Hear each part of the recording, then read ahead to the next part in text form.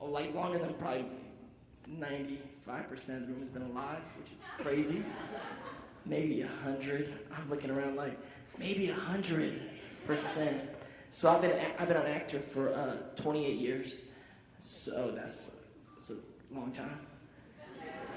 And I started my whole career out in the entertainment industry at the ground floor of the entertainment industry, the entry level, which is, does anybody know what that is? Customer app services. It's street performing. I started out on the streets of San Francisco in the Bay Area. I was a break dancer, me and my brothers. So parkour is not that far away. It's like, you know, b-boying back in the golden age of hip hop is basically was parkour, I guess. So me and my brothers were break dancers in San Francisco and in like Pier 39, Berkeley, Telegraph Avenue, and we became a really popular breakdancing group in the 80s and ended up breakdancing for the 49ers and the Oakland A's, and then got picked up by the San Francisco Ballet Company, and we learned ballet, and all of a sudden we became these dancers, right? And then became so popular in the Bay Area, we decided that we should go to LA to pursue like dancing, and so we did all that and became actors in Los Angeles. The crazy thing about that is we were dancing so much. I think one year we did like 30, I think we won like 35 different events on the weekends, like breakdancing competitions, on top of working. And then we came to LA, and we did all the stuff I just talked about, and I was, when I moved to LA, I was 10. So all that happened before I was 10, which is crazy, right?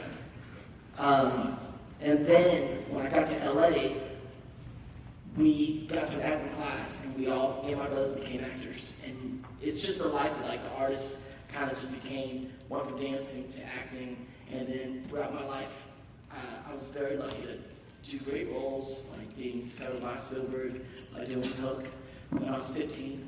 But by that time, I was acting for 5 years already, which is crazy. And then, you know, from acting, I discovered poetry, and I founded the biggest spoken word venue about 18 years ago, 17, 18 years ago. Started out in my living room, DPL, originally Dante's Poetry Lounge, became DPL, Poetry Lounge in Los Angeles, which still houses like, you know, probably somewhere between 300 and 500 people come out every week to see poets get down in the open mic every Tuesday night on Melrose and Fairfax, and I'm proud to be the founder of that. And that was one of the inspirations that became Deaf Poetry Jam on HBO. So that was kind of the same thing. The thing about when I talk to like colleges or crowds about my life and career, I'm always talking about the life of the artist. I really see myself doing, you know, I do the same thing. I'm an actor, writer, producer, poet, all this kind of stuff, but it all comes from this immense, you know, desire to kind of be creative and express myself. And sometimes it comes out through acting, sometimes it comes out through writing, sometimes it comes out through dancing. And it's all about that kind of stuff.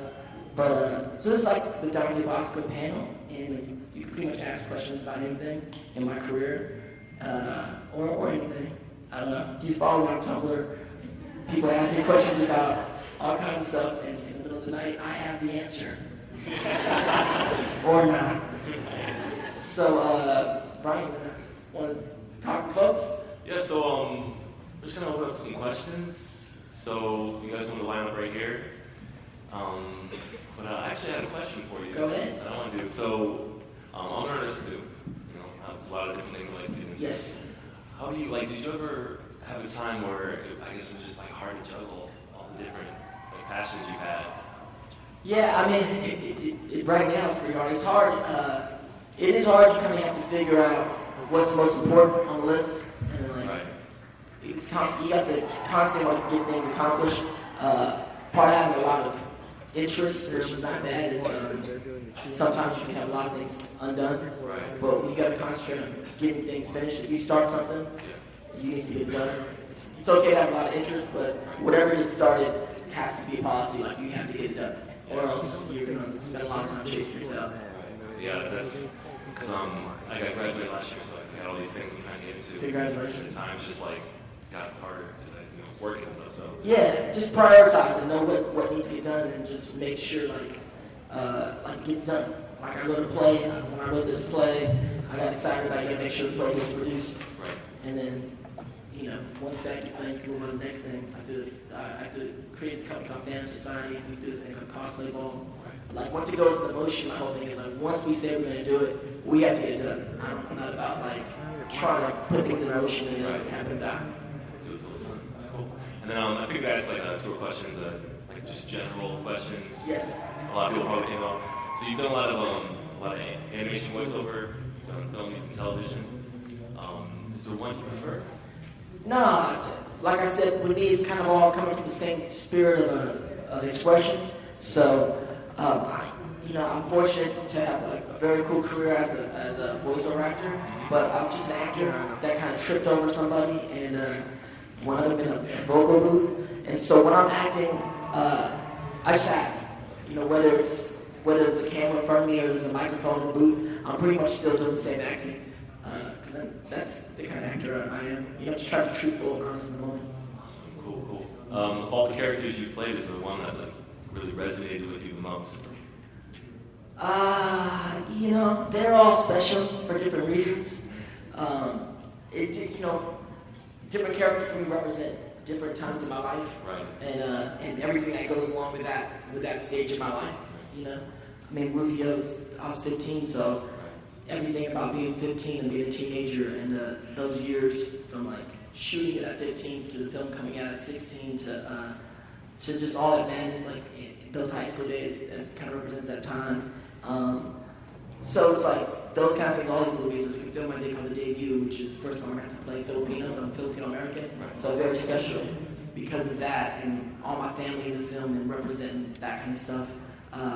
For actors, a lot of times, for when the audience sees projects and they're moved by the project, it's amazing. It's what we do it for. But also when actors or filmmakers look at the projects later on, it's less about seeing the whole project as a whole and more seeing it as this photo album of you know what I'm saying, of your past. So if I'm watching a movie, say Take the Lead, I'll be like, oh God, Rob, dude, I remember we did that day on the set, or oh my God, I did that girl, stuff like that. So it's all these projects have these other meanings because it's like a photo album of our life. Awesome. Thank you. Thank you. All right, cool. So first question.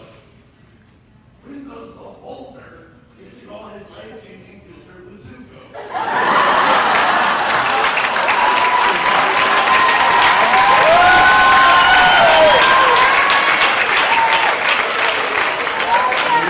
You gotta get a line after Dolph, for sure. But we can do a whole earthbending, we can do a whole earthbender field trip. That could happen. The holder would appreciate that very much.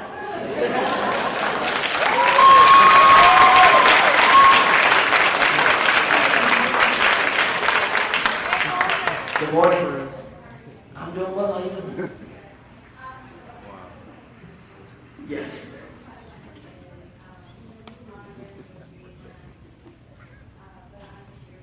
Yes.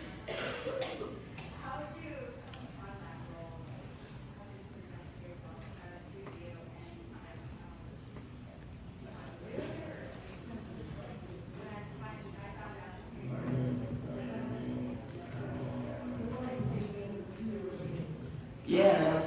Hey, does anybody know what Butternut Cheerleader is? Anybody not know what it is? A few people? So it's this film I did years ago. It was like a Sundance film. It's a film called Butternut Cheerleader. It's about these kids that go to camp, Get Straight camp. It's like an anti-gay camp. So it's all these gay kids, gay and lesbian kids that go to this camp and they're trying to make them straight. But it's a comedy. You know what I'm saying? So I was, years ago, I went and met this director. He had this film called Butternut Cheerleader. I wasn't even sure what it was. And then I went and met the director. And the story about that film is the character's name's Dolph, right? So I auditioned. I met the director. I didn't think anything of it. And then, I wasn't really right for the role. The character's name is Dolph, right? And the way the script is, he's this 6-foot, blonde, jock, Like, no, actually, he originally was like a football player, right? He was like the quarterback or something like that. And I was like, what is this? So I did the audition. It was cool. I met the director, and then the director called my agent. He's like, we really want to offer Dante this part. And I'm like, what? And so I said, you know what? Let's like meet again. I don't know what she's talking about because I don't know if she remembers who she auditioned. And then the thing is, she was like, Dante, I want you to do this part, right? And I'm like, yo, but it's, and she said, first of all, she's like, you have to kiss a guy. And I'm like, I'm an actor. Don't mess with me. And she's like, well, what's really, it's a really deep, passionate kiss. I was like, let's meet. Let's talk about this.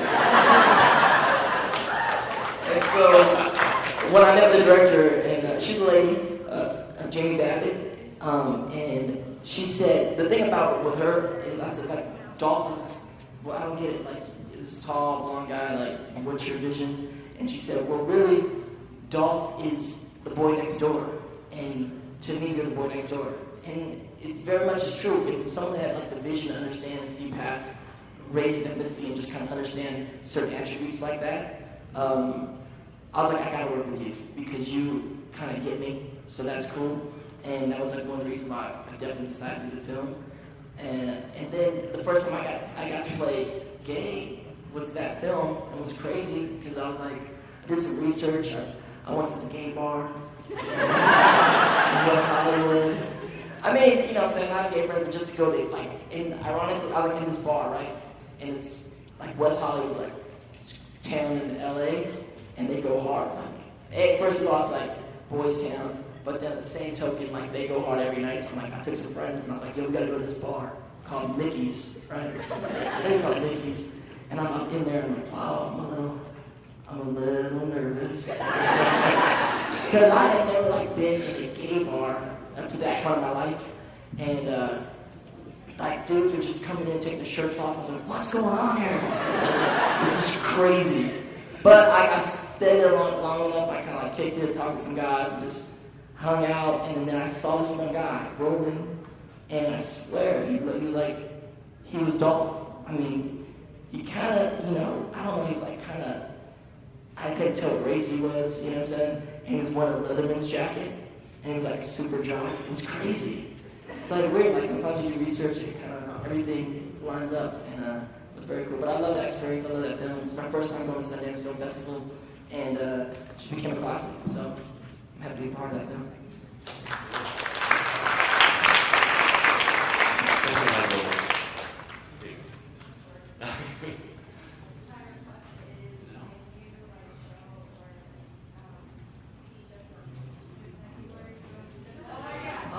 Maybe later on after I get this coffee. Sunday morning, too. Some maybe, though, we'll see. Maybe later on I gotta wake up a little bit before I start dancing. I was dancing. A coffee's coming. Thank you. Yeah. Thanks. Thank you. Hello, good morning. Nice to meet you too, what's your name? Hi, Lauren. Yes.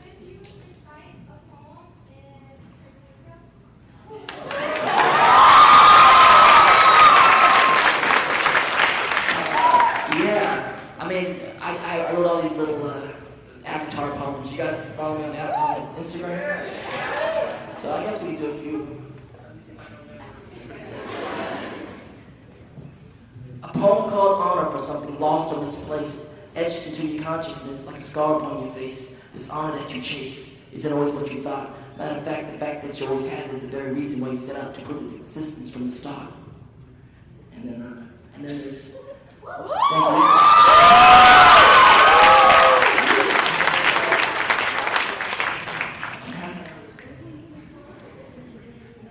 Sometimes the memory of what could have been is so much stronger than what actually happened, because the memory of perfection lasts longer, and even though we didn't end up together, it'll never change the fact that you changed my life forever. That's what we call it home.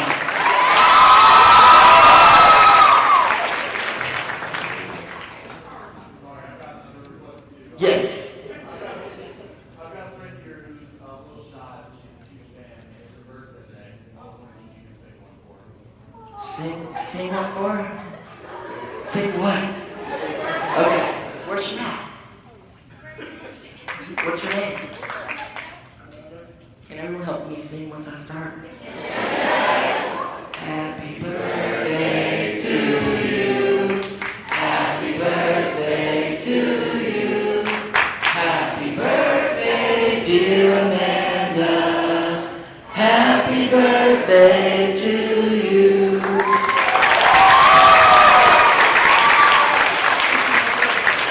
Yes. Yes.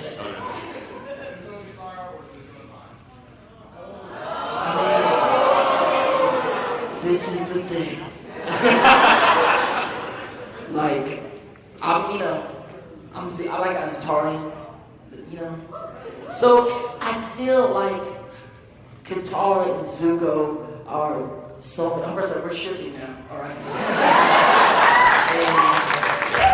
And it's a bad world sometimes.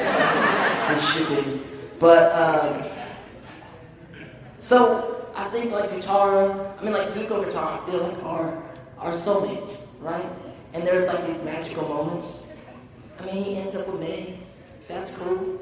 I mean, he loves her too. I wrote on Tumblr one night, and it was like about something, and it was about something else with some other person's life, and I was answering some question. I probably had a glass of wine, but it was like I was saying. I'm down for Zutara, like I'm Zutari for sure. It's not canon, that's fine. But this is the thing, like sometimes in life you have soulmates at moments in your life, like the girl you're in love with in high school, the girl you're in love with in college, and you don't end up with them, and that's okay. That's why it's like I wrote that poem. It's like you don't always end up with your soulmate, but those are special people in your life, and they teach you all kinds of lessons, and you teach each other lessons. And you needed that in your life at that time, and that's what that was. Now you're with the person you're with now, and that's where you're supposed to be now. So.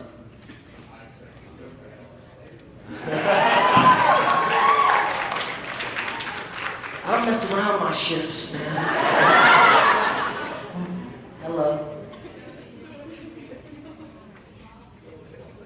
I think Toph, but I also like Toph. Better.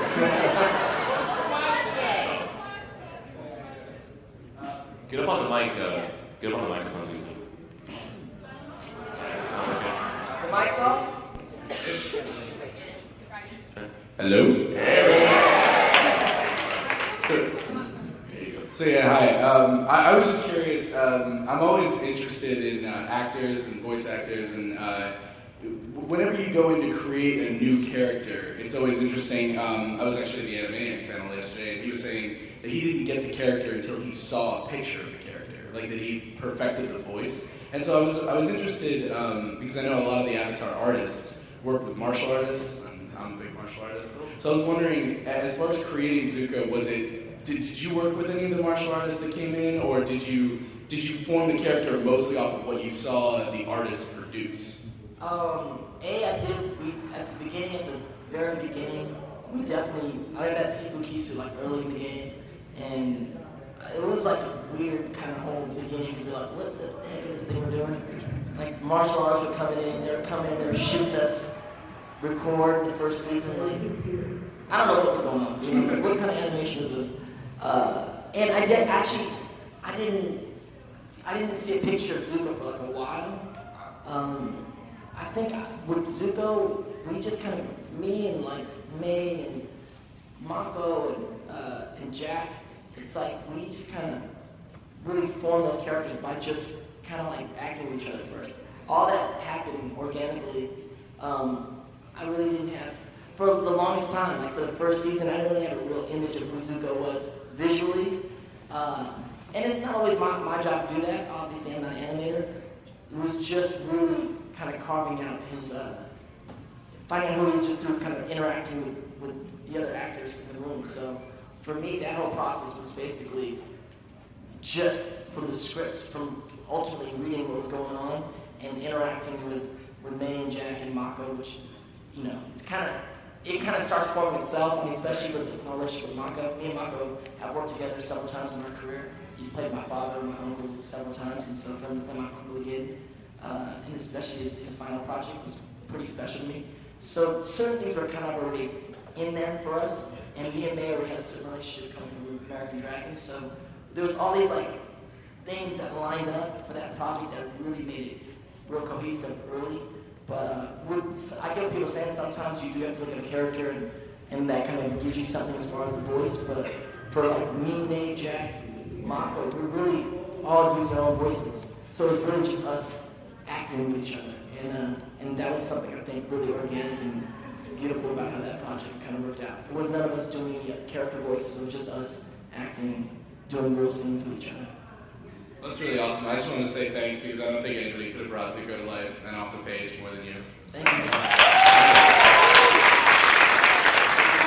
Hello. Hi. I'm doing good. How are you doing? What's your name? Zakia. What? Zakia. Zakia? Yes. That's dope. I'm glad it came out of my mouth right with the first time. Oh God, first. Okay, my first question is, do you have any favorite poets?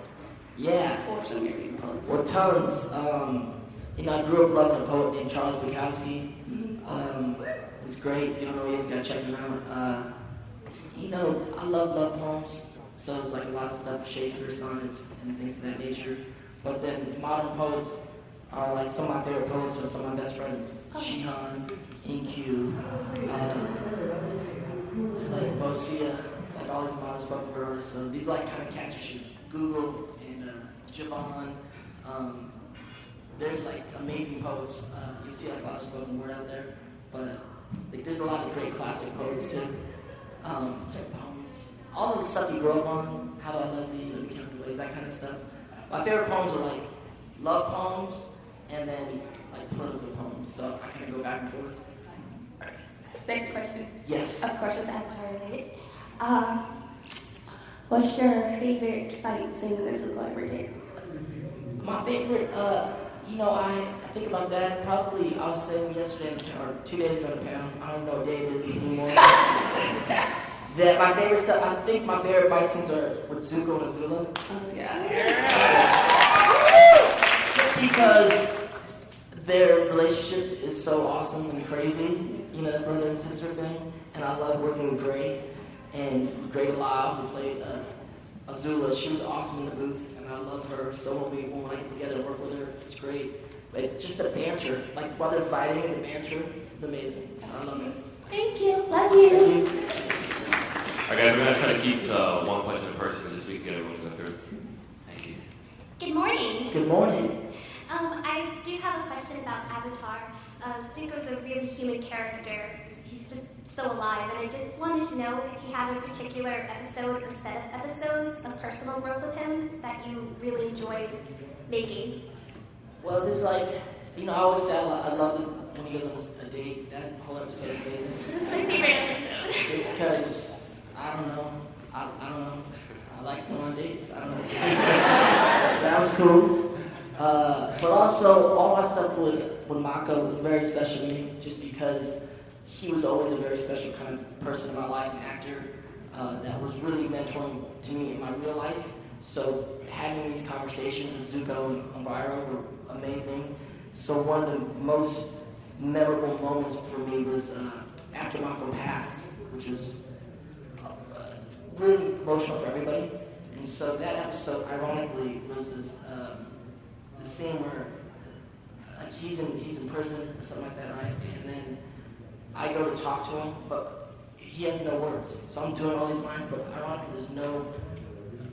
Elvira doesn't say anything in the episode, and it was weird because he had just passed away, and just now we're doing this episode, and then he's not saying anything, and like Zuko's apologizing and stuff like that. So it was very eerie. And then the next episode, an actor came in and did his voice from another room, and it was like he's so spot on, and I forget his name right now, but it was like as soon as he spoke, we all had our headphones on, and I'm doing this scene with him, and he's talking back at me. It was like I almost burst in tears, like, sound like Mako. And like, he just passed away, you know, so the whole room was like, it was like, oh, it's crazy. So that kind of stuff is always in my memory, and just working with him in that way was cool. Thank you. Hello. It's okay. This is not Avatar related, actually. I know that you're a huge Mega Man fan. Yeah. And I am too. Awesome. You talk a lot about the classic series, and I'm curious if you played any of the other series, and if so, which one is your favorite? No, I played more classic. I'm trying to get back into gaming right now. I mean, I grew up gaming like a lot of us did, and then, you know, life takes over. Yeah. And then what happened was, I'm producing a video game right now with a company called Leviathan, and so after going to E3 last year, doing all this kind of stuff with like sitting in these rooms with video game developers, and I'm like not knowing what I'm talking about. I'm just sitting. I mean, I'm developing a lot of the character stuff and a lot of the talent and whatnot. So I just kind of got back into video games. So learning, it's kind of, as it was ironic as I went back to play some new video games, I was just drawn back to like playing Mega Man and stuff. Like all the old stuff was like what I really wanted to play, which is kind of funny. But all like the new stuff too is really cool. I mean, just like a bunch of new games. But with the Mega Man stuff, it's really my kind of heart's in the classic stuff. You should try the X series as well. X is really good. Okay. It's a direct sequel to the classic series. I'll definitely check them out. Okay. Thank you. How you doing, man? I'm good.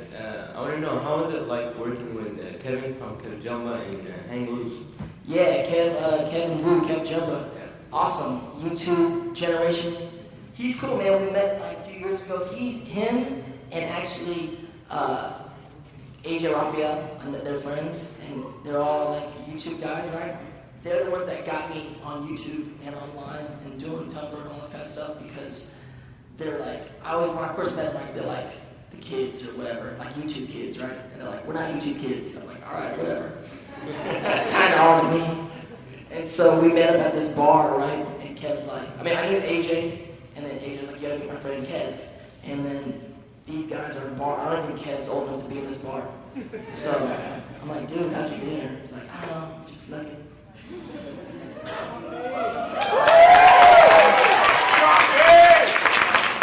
And they're the ones that told me, like, yo, they're like, Dante, you need to get online. And they're like, you gotta do this, and that. I'm like, yo.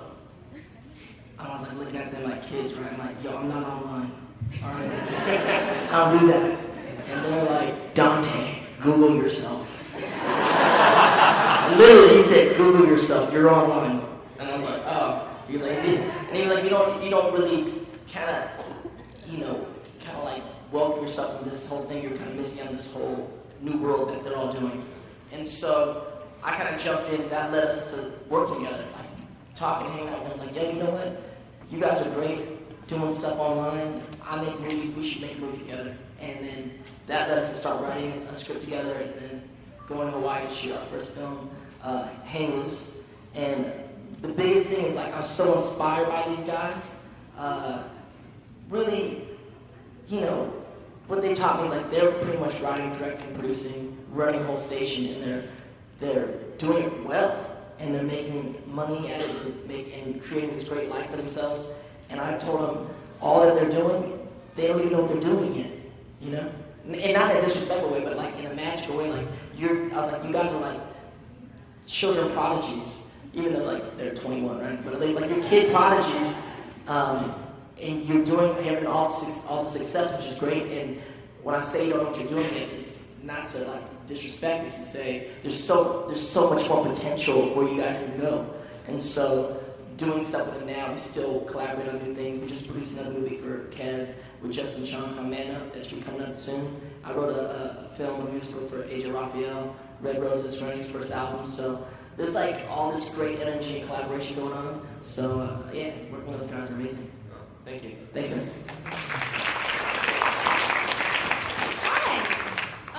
So, welcome to Atlanta. I saw on your blog this is your first time here. And Yes. I also saw that you got lost. I did. I'm sorry about that. I did get lost. We have like 20 Peachtree streets. I'm so sorry. I know, but I figured the Uber driver would know where he's going, but he did not know where he was no one at. knows where they're going, honey. No one. So, my question was, I'm a freelance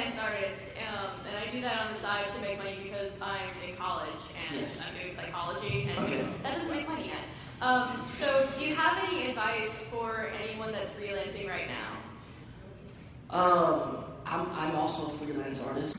You know, that's what actors are.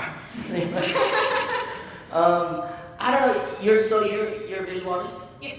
So, I don't know. I think I come across a lot of great visual artists through websites like DeviantArt and things like that. And Tumblr, people always submit me things. I don't know how the whole animation game goes or how people get popular in that world. I just kind of find out people through other people. I personally love to commission artists. I didn't do it for this con just because I've been like traveling crazy, but I usually like to take like an artist like you from Atlanta and commission you to do a piece, and then I'll do a little bit of printing for another con, and be those things I sign out because I love great artists, A. B, I love to kind of help spread the name of different artists to different kind of parts of the country or the world.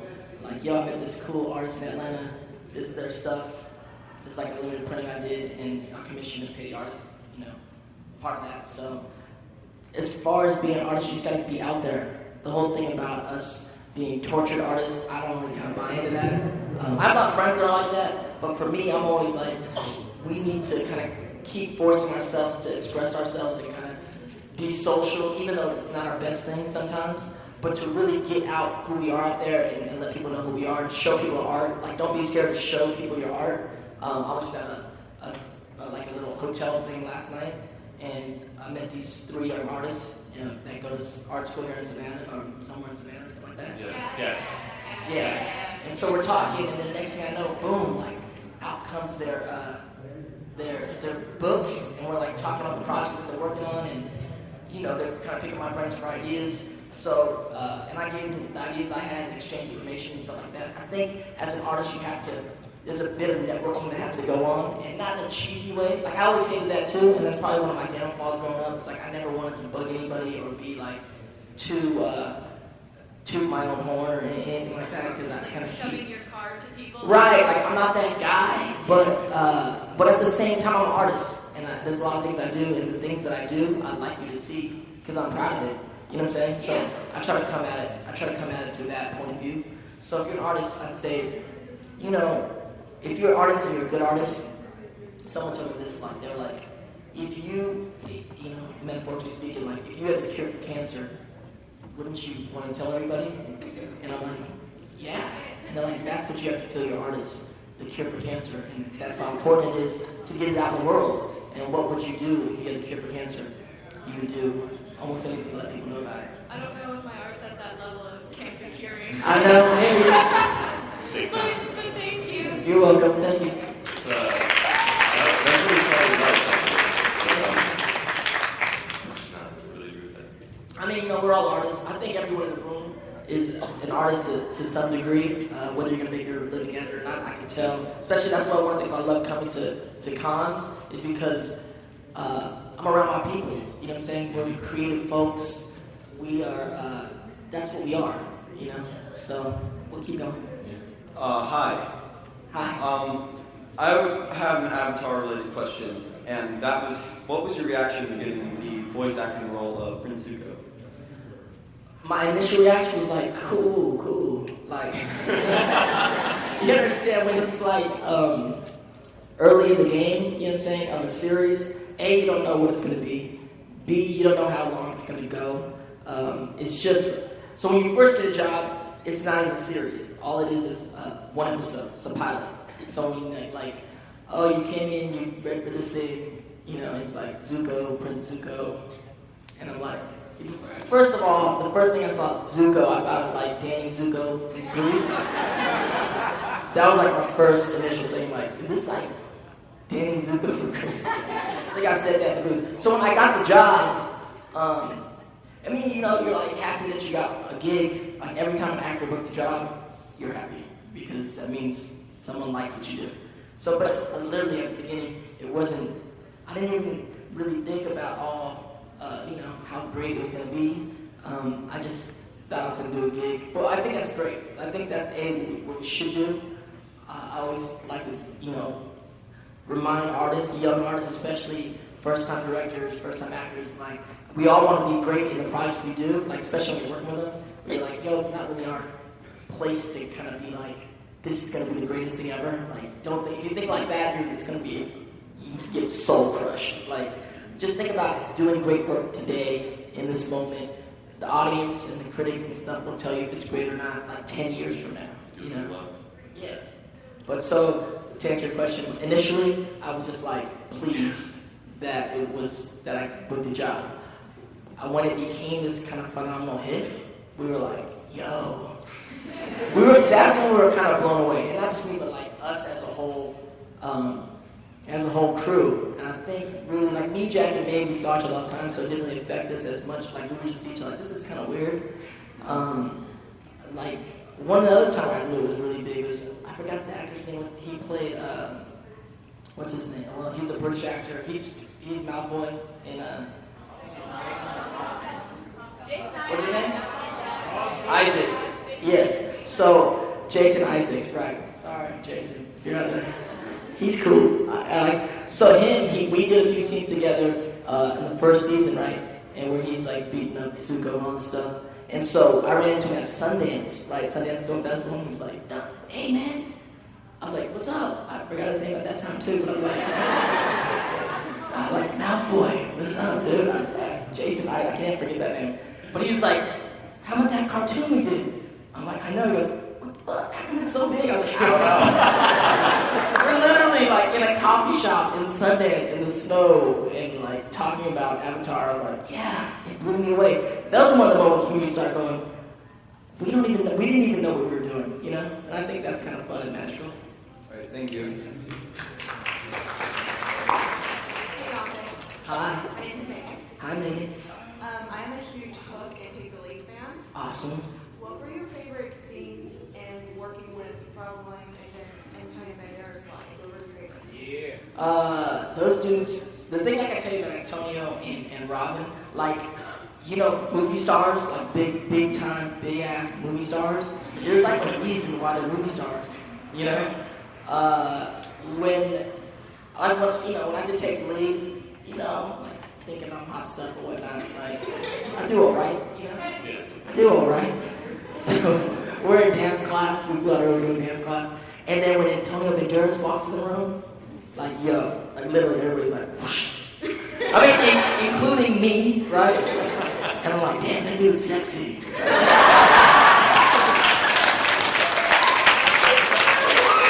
So, the greatest thing about both those dudes, Robin too, and I think this is kind of what makes them stars, is like when they're talking to you, like literally, you feel like you're the only person in the room. It's super weird. They're like talking to you, right? And you're like, you know, I don't know, you're like, wow, this guy's like got great eyes and stuff. I don't know what it is, but it's like, that's that superstar thing. And I dig it. It's crazy. But, so, great scenes with Robin, this dude is a beast. He's crazy, right? So, of course, the food fight scene, like, that scene's a great scene for him, you know? People are always like, how great was that scene for me? I'm like, not that great. Because, you know, you're a young actor, and especially when I was a young actor, I'm like super into being in the scene, and I'm like trying to be all method. And the thing is, everyone loves that scene because it's a fun scene for everybody but Rufio. Like, and we shot that scene for like a week, maybe more. And so I'm like in a bad mood every day. A, because I lose, right? And like, B, because Robin's a brilliant actor and he's like improving nonstop and just hurling things at me that I don't even know. 15, I don't know what he's talking about. I don't even know. Like, I watched it later, I was like, oh my god, that sounds all different now. And then the food fight. The other thing is, like, I'm a kid and everyone's having a food fight, but I can't have a food fight because I'm like in the corner with like arms crossed with frosting on my face and having food on my face. So like that whole scene, it was cool. Except for, everyone's chanting like Peter, and I'm like Rufio for myself. That stuff was all messed up.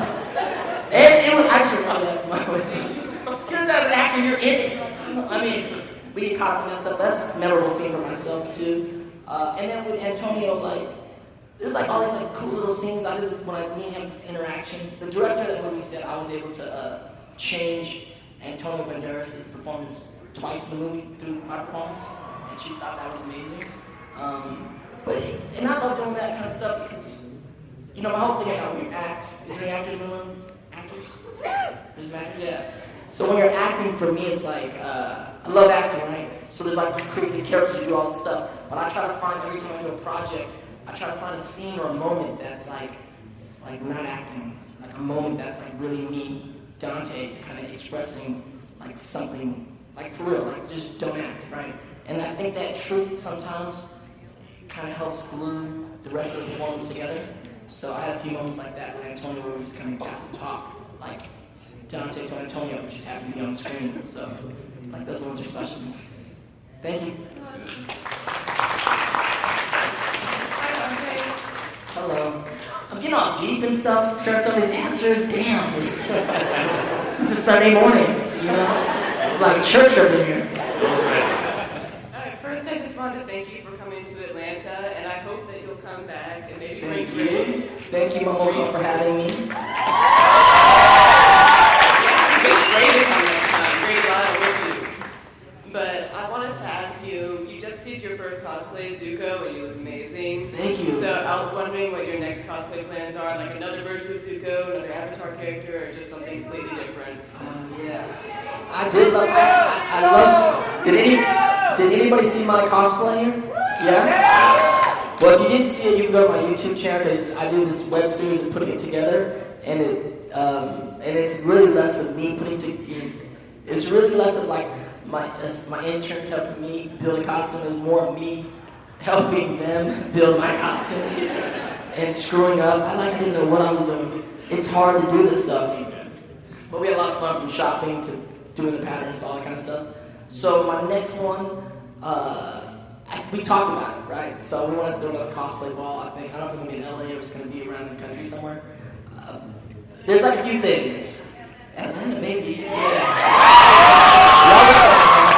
So, I mean, either like, we talked about doing Rufio, which is going to be weird for me because I like, you know, because like, you know, Rufio. But if I do Rufio, I might do like a Homestuck Rufio. Right? So if that came up, or, I mean, a real one that I kind of want to do and hang out with all night, like at a club, would be General Iroh. I just saw a guy, like a Mega Man guy yesterday, and I was like, yo, man, I would definitely cosplay Mega Man. That would be awesome. So I was like, he's going on in my head, but thank you. And I just want to say, what you said about those actors having that effect on people, I think you got that effect on us. So I just thank you.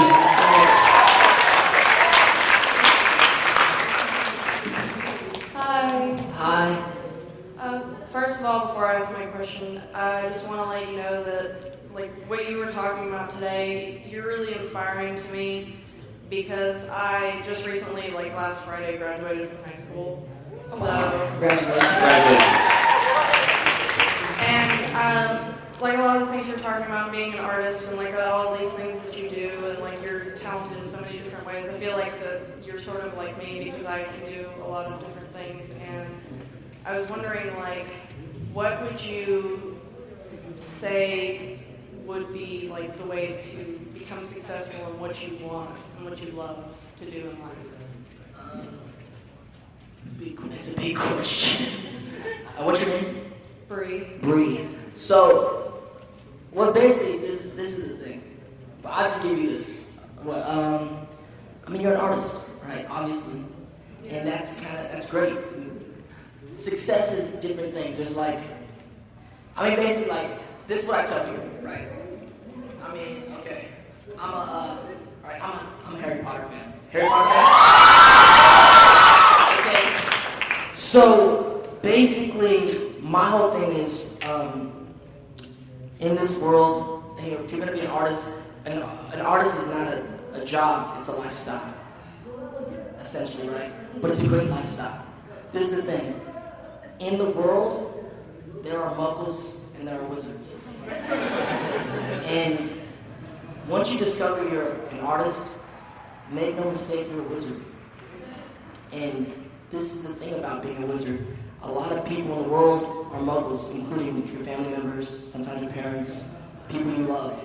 And it doesn't make them any better or worse, it's just they don't really understand your life. They don't understand like why you're staying up all night to write this song, or how important this costume is for you, or how all these things that we do as artists. Because we're wizards and they're muggles, and it's okay. It's like you don't love them any less, but what we can do is nothing short of magic. Creativity, art, music, painting, filmmaking. We're wizards. That's what we do. And just don't forget that and practice it. It's a lot like Harry Potter. It's so weird. Like, you have to go to college or Hogwarts or something, like really get good at your craft, really get really good, and it will work for you. But it's like, what we deem important and what they deem important sometimes aren't the same, and that's okay. It's just, be an artist, be yourself. Success is you living your life.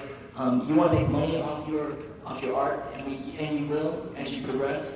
And you want to make great art, but always remember, like, your life in the end should be your greatest piece of art. So don't ever forget that, and just kind of, live your life, be an artist.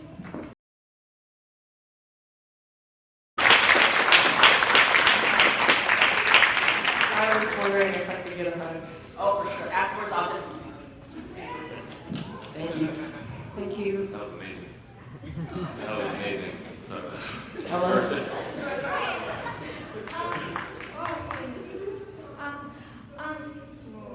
All of a sudden my life. What's your name? I'm Amy. Hi, Amy. Nice to meet you. My first question was there ever a time in your life where you pictured you would end up doing something different from what you did, where you had a different goal in mind for your career or your life? No, because I started so young. I was a dancer at like, my earliest memories was like breakdancing and like, I literally like, I don't know, like I think I'm doing like Go Grease Lightning when I was like super young. So, and I was successful at it, so I never really, I actually like later in life I had that thought, like, what if I just got like a regular job? Don't do it. At this point in my life, I'd have no other skills. But, I guess I had the fortune of like kind of knowing or having a sense of who I was, like artistically young, from being a break dancer. And because I got success early, from just winning contests and making money, like getting paychecks for dancers so young, it's like, it never occurred to me that I couldn't do this. You know what I'm saying? And so, I never really imagined myself doing anything else, but, but the other things like I really wanted to do is like write poetry, so I just write poetry, stuff like that. I don't know. Okay. And then my other question was, what is the worst pickup line you have ever heard? I have ever heard or done? I don't do pickup lines. I try not to. I don't think so. But, I don't know, pickup lines. And girls don't always pick up on guys with lines, right? The crazy, not crazy. Like, I've had a few times where I just, like, walked in a club or a room and, like, a girl just comes up and kisses me. That's a crazy pickup line. Or, like, the girl says, can I kiss you? And then you're like, what's up? Like, a few girls have asked that, can I kiss you? And I'm like, when I was younger, I was like, yeah. And then a few girls just like, a few times, I remember this girl, I walked in this room and this girl just kissed me, right? Like this club. So I walked in this club with my boys. It's Mickey's? And,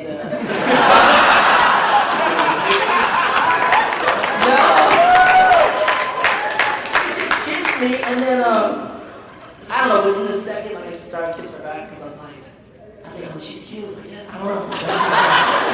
Because, once you're being kissed, like, I'm going to kiss her back. And then we walked away, and my boy was like, you know that girl? I was like, nah. So that was pretty, it could have been a bad pickup line, it could have been good. I didn't see her at all the rest of the night, but it was just a kiss, and it was like in rhythm, too. It was so weird. So that happened. Okay. I wouldn't suggest that, though. But it worked that night. And also, may I have a hug? Yes, we can give hugs all afterwards for sure.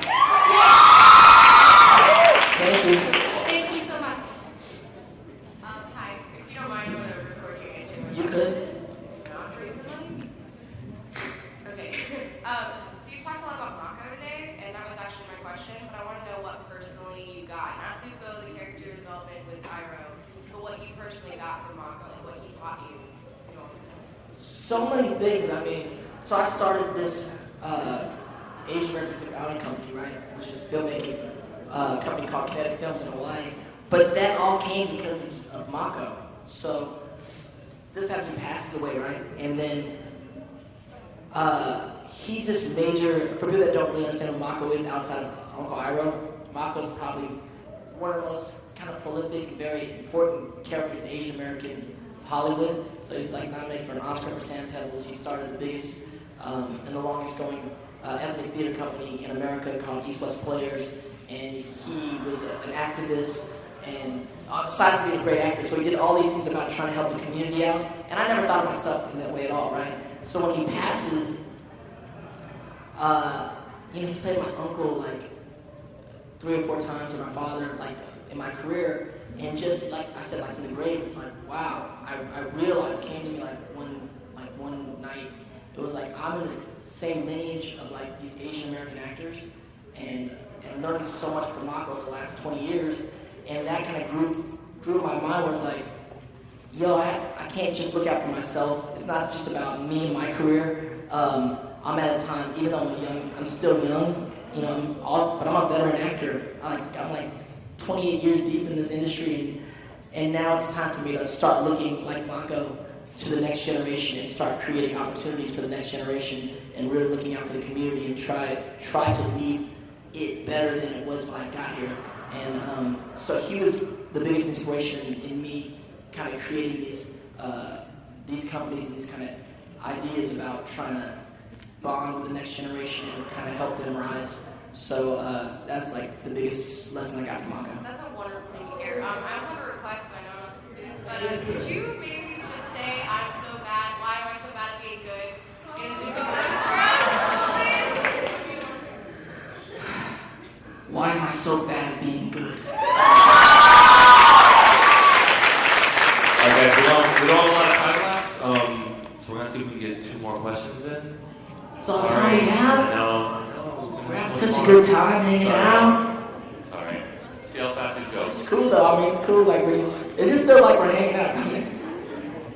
Go ahead. What's up, Dante? So I was on YouTube a while ago, and I saw one of your movies called Faking the Funk. Faking the Funk. So It's a classic. So I was wondering, how did you prepare for that role? So anybody here not see Faking the Funk? You gotta go see that online. I don't even have a copy of it anymore. So Faking the Funk is this movie about this Asian kid from Atlanta who gets adopted by a black family and moves to LA in the hood, and then he's just black. It's like he's black, right? And then also Margaret Cho's in it. She's like from China, but she's trying to be like all down, but they're like she's faking the funk, but then like, yo man, I'm black. so you're what's your name? Jasmine's like asking, how did I prepare for that? That was easy to prepare for because I grew up in a black and Mexican neighborhood in LA. So that was all day, That was the thing. It's like I'm a hip hop kid. I grew up in hip hop. Pam Grier played my mother. I love that movie. Tatiana Ali plays my girlfriend. Yeah, dude. I haven't seen that movie forever. Yeah, Pops from Fridays was up in the movie. Yeah, I didn't have to prepare for that movie just because, I didn't have to prepare. I mean, I didn't have to stretch that far because that was me. I'm like a hip-hop breakdancing kid, so just growing up, like when I walked in the room, it was like, not that I'm like trying to be black, it's just that I'm from the neighborhood, you know what I'm saying? So if I gotta get hood, I can be hood because that's how you survive in the hood. You know what I'm saying? So, that's all day, you know what I'm saying? That ain't nothing. But if you haven't seen the movie, you should check it out because there's some funny stuff in that movie. I'm like being hood, crazy hood in there. 90s hood, faking the funk. Yeah, when people like love faking the funk, I always go like, that's a hood movie. Like, you must be from the hood. They're like, yeah. But I'm not saying you are, Jasmine, because you saw it on YouTube. But you can see it on YouTube. Thank you, Jasmine.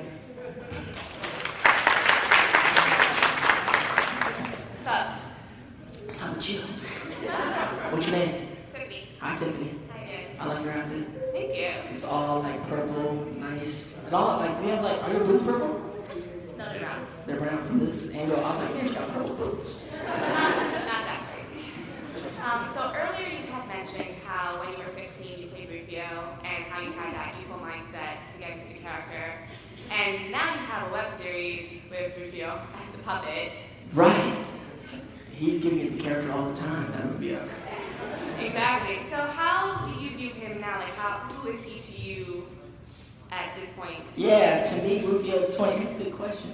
Like 20 years. So like for years, I would like, I wouldn't really mess with the Rufio thing because it's weird. Because it's like, people call you Rufio, and it's like, and people still call me like every day. Like I could be walking through a mall, and someone's like chanting Rufio. And I don't even know if they think it's really me. You know what I'm saying? They just like think that someone looks like Rufio, and then they're like, you turn around like, oh my God, that's really him.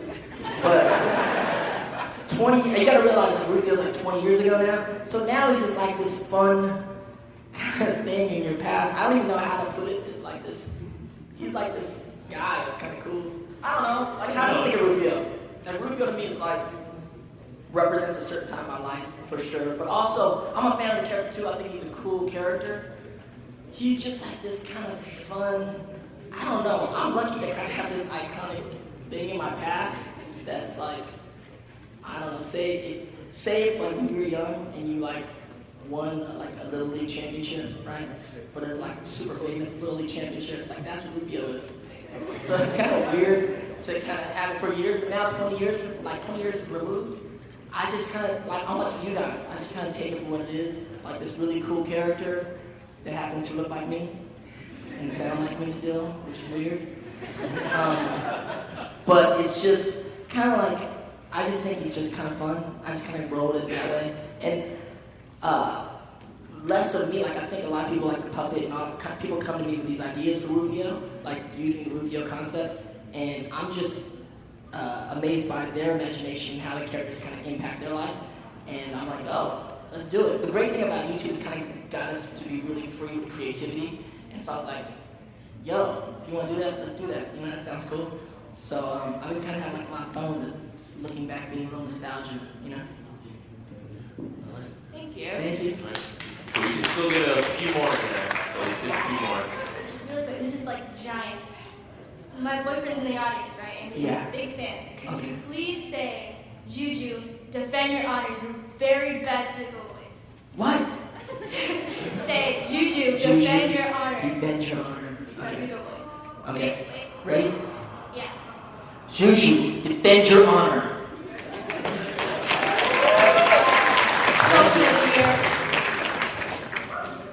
Hi. Hello. I waited all this time in line and then I just came up here and I almost forgot my question. But, so I'm in the game art industry right now and I'm in college and I'm trying to learn how to do video games and I'm trying to make stuff to put my art out there and stuff. But then, like, you really want to sound conceited when I say this stuff. But, like, a lot of times I'll try to put my art out there and then I'll say, yeah, I'm a girl in game art, and a whole bunch of people will be like, no. And I'm just like, why? And then they only hire me because they're like, you're pretty, let's do that. And then after that, they don't pay me, and I'm just like, yeah, but I don't know what to do to get in the industry and to be taken seriously and stuff. I feel kind of conceited saying this. No, I know what you mean. The thing about it is you just gotta keep on pushing forward with what you want to do and get really good at what you want to do. A lot of us, look at myself. I'm an ethnic actor in Hollywood. I'm Filipino. There's 0 roles for Filipinos in Hollywood, right? But I've been able to have a very, fruitful career by just being able to change people's minds and push through with your art. My advice would be always just keep pushing, A, and B, get really good at what you do so it's undeniable. You know what I'm saying? If you get to the door in other ways, you're a girl or certain other ideas, but once you get in the door and your art or your work ethic and everything outpowers everybody else, you will rise. My whole thing is people lucky in the industry or in your industry. You gotta get lucky in almost any industry to kind of like really, succeed sometimes, but you don't have to get lucky to get good.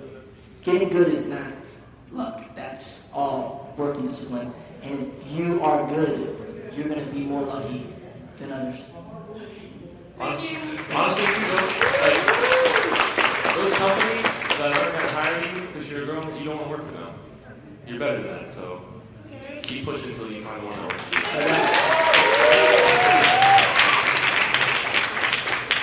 Hi, Dante. Hello.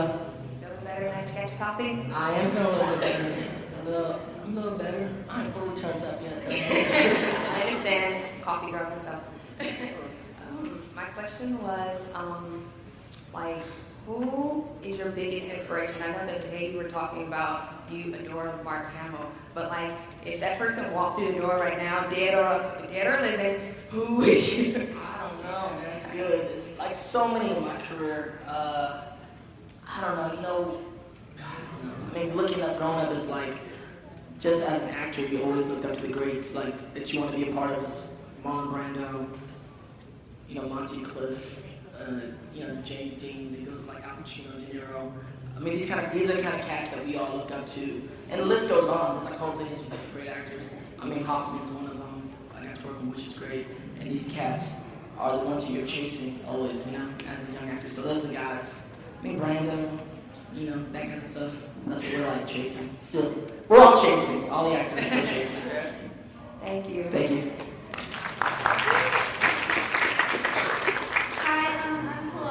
I'm Lauren. Oh, sorry.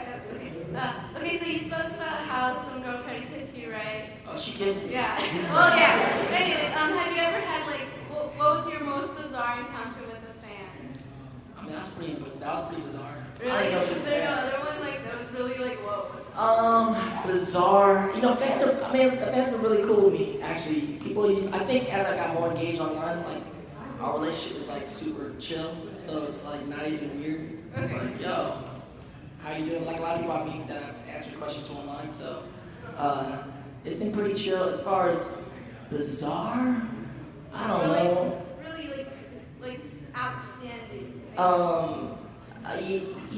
don't know. I like have these hangouts and stuff. So sometimes I get to hang out with fans just one-on-one. I'll go to towns and I'm just kind of there for a few days, and then I'll just kind of type out I'm here. Who wants to grab coffee? You know what I'm saying? And so sometimes those things are like a lot of people show up, which is kind of crazy. I think I was in Oregon, 80 people showed up. I was like, yo. And then other times, I've hung out with 3 or 4 people. And those things are cool because we just kind of get to have this conversation like this. And those things always just remind me that, all that, as far as outstanding experience with fans, is just really constantly reminding you, we're all just people, and we do different things, and they appreciate what you do, but there's no big wall there, you know what I'm saying? It's just cool. So that's always been how I kind of treat, whatever, fan base or whoever. It's this is the job I do. I appreciate you guys doing what I do, but who are you? What are you doing? You know what I'm saying? Yeah. And I'm just interested in when I meet you guys, any of you might be interested in me. Thank you. You're colorblind, so stay on. Thank you. We got 5 minutes to get through all these questions. Okay, hi. First of all, I really love your work and Rufio and Zuko and all that. Thank you.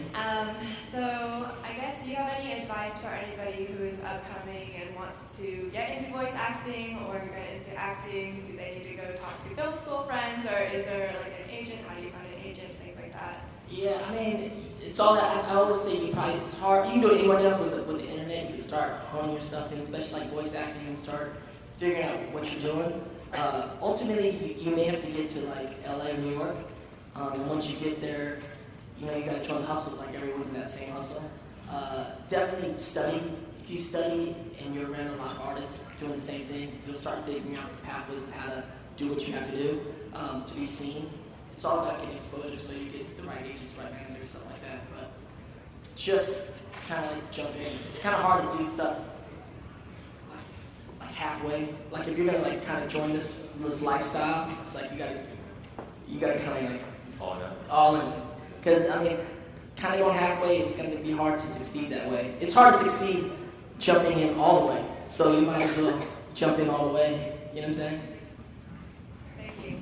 And can we possibly get a picture with Prince Zuko? Yes, definitely. Thank you. Thank you. Hi, I want to ask what role that you always wanted to play or character that you always wanted to play. There's a few things. I mean, there's a film, a biopic that I can't really talk about because we're chasing the rights for it right now. I would love to do this thing. It's like a skateboard thing. And then, as far as voice acting, I always wanted to voice act Robin. Like I always liked Robin. So I'll probably do that someday. You know.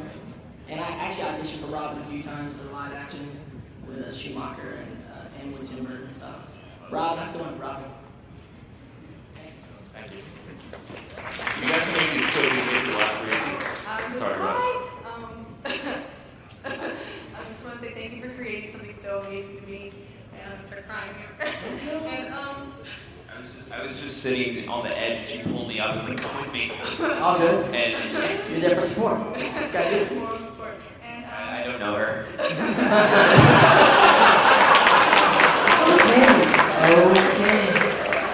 And just thank you so much, both of you, for creating something so important to me.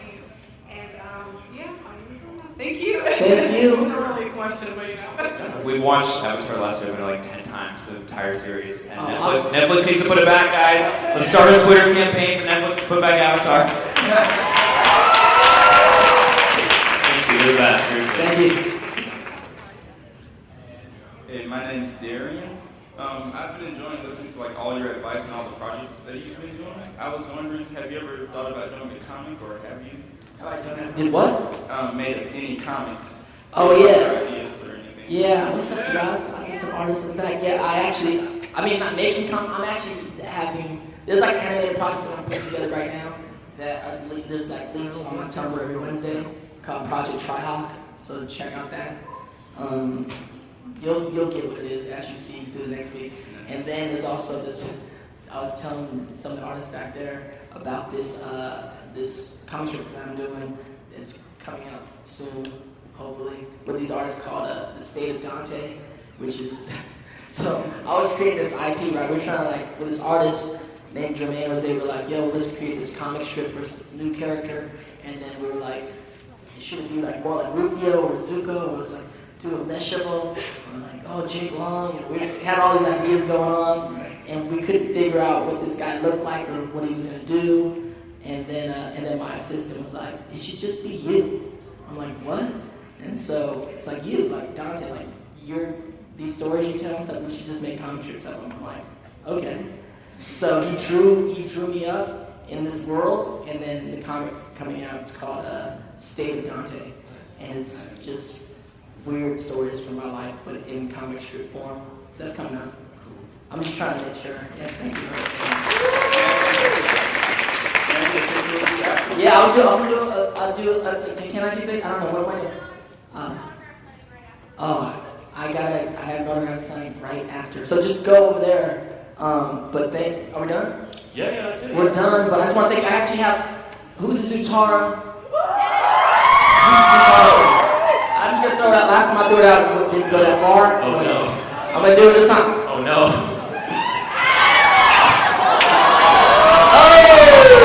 Thank you guys so much for hanging out. Thank you so much for coming. Come to the signing right now. Thank you guys. The signing is in the Crystal Ballroom. It's downstairs, past the computers.